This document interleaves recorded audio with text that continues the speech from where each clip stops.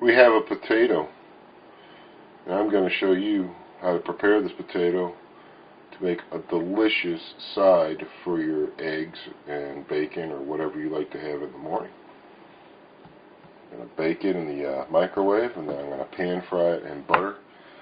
You're going to see something there, I'm telling you now. I go 2 minutes, I flip it over, I go 2 minutes, then I lay it on its side and whap it so it doesn't fall over, give it 1 minute, flip it over on the other side, whap it so it lays on its narrow side again. So you're cooking for a total of 6 minutes. While that's going on, I've got my cast iron pan heating up slowly. It's much better to heat a pan like this slowly. Yeah, you can crank it up to high and then go down to medium.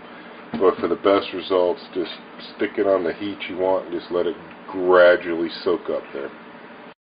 Alright, we got the potato. I'm going to show you something now, man. Once this thing has been baked, it's very easy just to pull the skin right off it. Some people like skin, and some people don't. So if you don't want the skin, or if the skin looks too green, because it's that time of the year where the potatoes aren't really fully mature and they're still selling them, because they will sell you a green potato all day long these days. They used to have a pride in the potato. The potato had to be ripe before they would sell it. But now, you're going to get yourself some green taters, whether you want them or not. You see that little bit of green there? I don't like that. Get the green off. Alright, dress your tater up so it looks the way you want it. Okay? Green isn't good for you on potatoes. You should try and avoid it. Alright, that's good enough. Alright. So this is pretty simple, guys. Just quarter it that way. Chop it into good sized pieces this way. The whole purpose of this is to get some nice golden brownness on it. So don't need to use a ton of butter. Butter is a good browning agent, but it's not a real good sauteing agent, in my opinion, even clarified.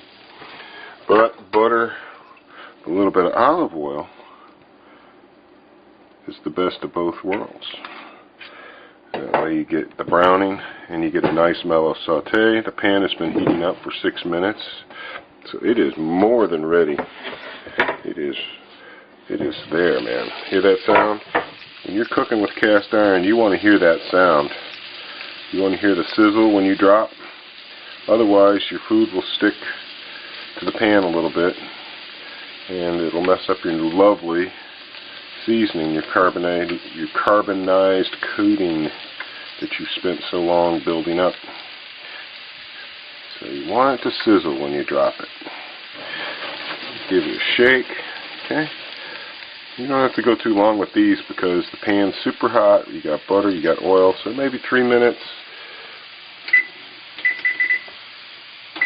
Okay, come back, check it, see how brown they are, flip it around a little bit.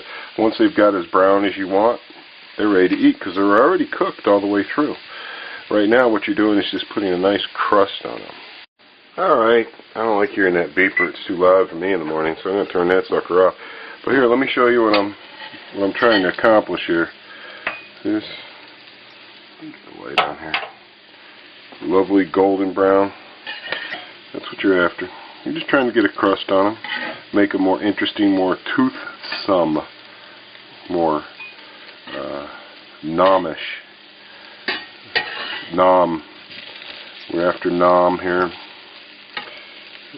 I don't want just regular old baked potato for breakfast. I mean, what good is that if it's not greasy and crunchy and tasty? It's not really southern cooking. It doesn't have something buttery and salty in it. You know, it must be one of them West Coast guys cooking with saffron oil and organic blue potatoes or something, which I wouldn't mind eating. I poke fun, but hey man, we all do it different ways. Here in the South, everything gonna be fried, cast iron. Alright. So now I have manipulated my potatoes into submission. I'm going to let them go for another couple minutes. You only have to go a couple minutes this time because you're going to be doing some eggs next to them. You know, scoot them over, crack me a couple egg yolks, have my ovums. Alright, so that's how you make some awesome taters. And when you're all done with this, salt, pepper, nom. Alright, damn timer's about to go off. I can't stand listening to that thing this early in the morning. Turn that off. Drag the taters. Just drag them up, man. Drag them up against the side. Get you half a pan so you don't have the eggs running into your taters, making it difficult for you to flip them later. You lay down your egg there, give them some room. Get this one up in here. Let him do his thing. They want to invade the potato territory. These eggs, they're kind of like 1938 Germany, and the potatoes are kind of like Poland, and you got to keep them separated. Alright, so I'll get back to that in a sec. Alright, so now eggs are one of these things I don't like to run a timer on. A lot of stuff I run timers on because I'm multitasking. I'm doing a lot of stuff at once, and I can get distracted. But on eggs, what you got to do is stand right over the little bastards. You got to watch them. They will fuck up on you. Now what you're looking for is see this clear, man. You got to decide how much do you like your egg done. Some people like their eggs really done. I'm telling you, when you're cooking on cast iron like this, it's going to make the bottom very brown and crispy right away. So the minute I think I've got enough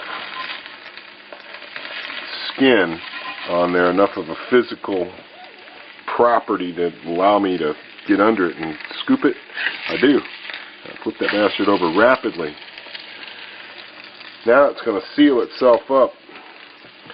See, if you just let it sit there and hope that the top white will get completely cooked through, you're going to end up with a very, very crispy bottom.